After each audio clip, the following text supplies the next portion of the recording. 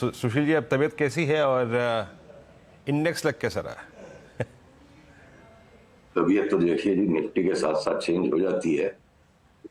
अम, बाजार की बात अगर करें वीरेंद्र जी, तो निफ्टी हमने अपने क्लाइंट्स के साथ डिस्कस किया है, वही आपको बताएंगे। 25,500 तक जाएगी, पर उसके पहले 24,100 आने का, 24,000 भी आने का भय है। और अगर ये 24,900 के नीचे कल के दिन बंद दे देगा तो परसों से हम बेचेंगे।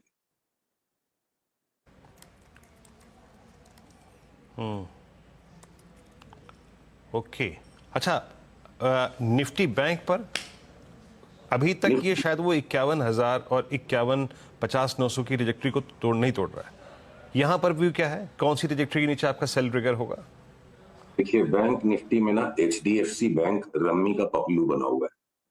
उसकी चार्ट पे जगह है कि एक नया हाईवे मार दे और बैंक निफ्टी कहां से कहां पहुंच जाए, पर वो चलने को तैयार नहीं है। 4-5 दिन से एचडीएफसी बैंक साइडवेज है, बाकी सारे बैंक्स मिले जुले। तो सारा दारोमदार चूंकि जब अब एचडीएफसी बैंक पे है, तो अगर मेरे स्क्रीन से पीसीआर इस चार्ट को दिखा सकते हैं, आप ये देखो, बैंक निफ्टी की जो आवरली चार्ट आपको मैं डिस्प्ले कर रहा हूं, उस पर ये जो सपोर्ट का जोन आ रहा है 51,177, 51,177 के नीचे चल पड़े, हमें लगता है कि 50,480 और उसके नीचे भी और जा सकता है। तो थोड़ा शॉर्ट टर्म ट्रेडिंग में असमंजस है कल तक का। कल के बाद सिग्नल्स बिल्कुल क्लियर मिल जाएंगे। और आईटी पे जो हमारा व्यू था वीरू, कि बेचना ही नहीं है और एक तरफा चलेंगे, तो वो ख्वाहिशें पूरी सी कर दी है आईटी ने। और उसमें सबसे पहला जो खतरे का बजर बजना शुरू हुआ है, इन्फोसिस पे बजना शुरू हुआ है। हो सकता है नेक्स्ट वीक तक, जब तक आपसे मिले, इन्फोसिस में बड़ा सेल और शॉर्ट सेल दोनों ट्रिगर हो जाए। हम्म।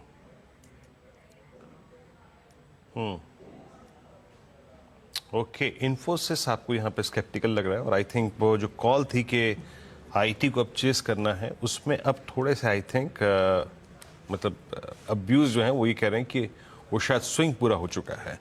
अच्छा, स्टॉक स्पेसिफिक होके बात करें, आई मीन सुशील जी, ये बीते 10-20 दिन में एक बहुत ही अप्रत्याशित जो बदलाव हुआ है वो है क्रूड की ट्रेजेक्ट्री। आई मीन 79-70, 79-40 का जोन, और एक ऐसे माहौल में जब जियोपॉलिटिकल टेंशंस चरम पे हैं, आप क्रूड को कैसे रीड कर रहे हैं? और क्रूड डेरिवेटिव्स इस्तेमाल के तौर पे Asian paints, Berger paints, Kansai, Pidilite, इनका ये स्विंग प्रोवाइड करना आपको लग कैसा रहा है? ट्रेडिंग अपॉर्चुनिटी इस आई थिंक पूरे बास्केट में आपको नजर कहां पे आ रही है? देखिए, क्रूड पर अगर अगर पीसीआर कृपया इस चार्ट को दिखा पाए, क्रूड पर हमने लगातार एक मंदी का व्यू मेंटेन किया और एचपीसीएल बीपीसीएल आईओसी पे लगातार तेजी का व्यू मेंटेन किया। अब वो बात हो चुकी है। अब इस तरह से सेम थीम पर नया दांव लगाना, उसमें रिस्क ज्यादा है, अपॉर्चुनिटीज कम है। और कल को एक क्रूड अभी भी जिस स्तर पर है 75-91, आज रात को अगर 76 के ऊपर भी, 76-20 के ऊपर बंद आ गया, ये पूरी की पूरी थीसिस यहां से रिवर्स हो सकती है कि क्रूड वापस 85 की तरफ जा सकता है। अगर इस तरह का बंद देता है, नहीं देता है, देखिए ट्रेडिंग में रोज हर घंटे में स्टॉप लॉस और लेवल्स चेंज करने पड़ते हैं। तो ब्रॉड बात करें कि जो इस जोन पे हम क्रूड में थे कि तेल का तेल निकल जाएगा, तो एक राउंड उसका हो लिया।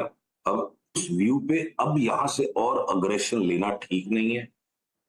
एशियन पेंट्स, बर्जर, इन सब में लगता नहीं है कि लॉन्ग टर्म बुल मार्केट की जो मूव को हम एक्सपेक्ट कर रहे हैं साल भर में, मुझे एशियन पेंट्स 4200 का भाव भी दिखता है। तो अभी से एकदम चढ़ के ले जाए, वैसा लग नहीं रहा। लगता है वापस बड़ा डिप मिलेगा, हो सकता है 150 रुपया नीचे भी एशियन पेंट्स मिल जाए। तो वो भय है, यहाँ पे एक बार रिबाउंड्स बन सकते हैं क्रूड में और बाकी के स्टॉक्स में पुल बैक। तो हम थोड़ा इसको आराम से अभी यहाँ पे देखेंगे।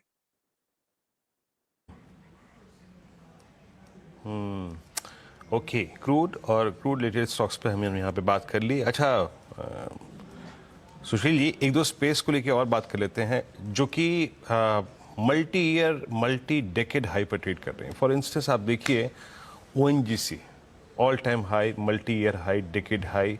आप गेल को देखिए, आप जीएमआर एयरपोर्ट्स को देखिए। ये जो बड़े मतलब ब्रेकआउट्स हैं, इनमें आप अपॉर्चुनिटीज कहाँ कहाँ देख रहे हैं इस वक्त?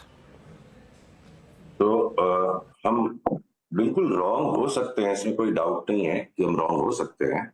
इस चीज को ध्यान रख के आपके दर्शक सुने। देखिए, सबकी अपनी अपनी सोच है। कोई भी संसार का बिजनेस कर लो, सस्ता खरीदोगे महंगा बेचोगे तभी पैसे बनेंगे। ये ब्रेकआउट पे हम ले लेंगे और हम मोमेंटम को कैच कर लेंगे, ये किताबों में बड़ा अच्छा लगता है। ज्यादातर निवेशक जो है ना मोमेंटम बेस्ड ट्रेडिंग करके उसमें रह नहीं पाते हैं, तो एक्सट्रीमली ओवरबॉट है। और एक असमंजस के पॉइंट पर है यहाँ ओएनजीसी। चार्ट कृपया दिखाएं पीसीआर। एक और फर्दर ब्रेकआउट दे देता है तो जो हार्डकोर दिन भर स्क्रीन पे बैठने वाले ट्रेडर्स हैं उनके लिए एक और छोटा स्पर्ट आ सकता है 350-55 का।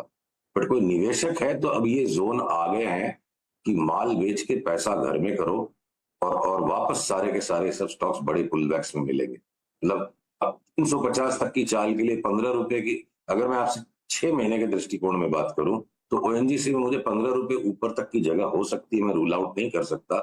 कि वापस 290 पे मिल जाएगा, 280 पे मिल जाएगा, इस बात की भी पूरी संभावना है। तो निवेशकों के लिए पुलबैक्स में लेने के स्टॉक से मोमेंटम ट्रेडिंग हार्डकोर स्पेक्युलेटर्स का, प्रोफेशनल्स का काम।